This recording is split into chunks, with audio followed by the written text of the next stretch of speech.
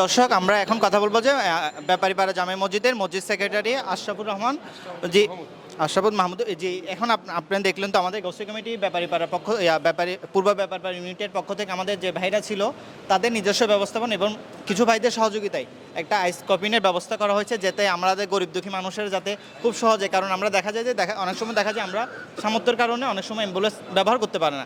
এখন তাদের জন্য শুধু এখন সামান্য বরফ দিয়ে তারা কি একটা সুযোগ হয়ে যাবে। এটাকে আপনি একজন বিজ্ঞ লোক সমাজের, অবশ্যই যেহেতু আপনি মসজিদ সেক্রেটারির দায়িত্বে আছেন, এই বিষয়টাকে আপনি কীভাবে দেখবেন? আলহামদুলিল্লাহ, প্রথমেই সবাইকে সালাম ও শুভেচ্ছা জানাচ্ছি। আসলে শুকরিয়া আদায় করছি যে মহৎ একটা উদ্যোগ এই ব্যাপারীপাড়া গাউসিয়া কমিটির পক্ষ থেকে মসজিদ পরিচালনা কমিটিকে যে আইস কফিন বক্সটা উপহারস্বরূপ প্রদান করা হয়েছে, সেজন্য মসজিদ পরিচালনা কমিটির পক্ষ থেকে যারা এই আয়োজন করেছেন ওনাদেরকে অন্তরের অন্তঃস্থল থেকে ধন্যবাদ জানাই। আরও ধন্যবাদ জানাই যারা এটাতে শরিক হয়েছেন, সহযোগিতা করেছেন।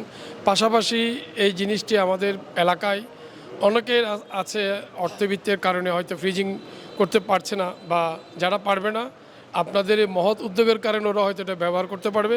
তো ইনশাল্লাহ আমরাও চেষ্টা করব সচরাচর আপনারা যে জিনিসটি আমাদেরকে প্রদান করেছেন আমরা এই জিনিসটি তদারকি করে সবার খেদমতে আমরা এটাকে পরিচালিত করতে পারি মতো, সবাইকে সুযোগ দিতে পারি মতো সেই ব্যবস্থা আমরাও করবো ইনশাল্লাহ।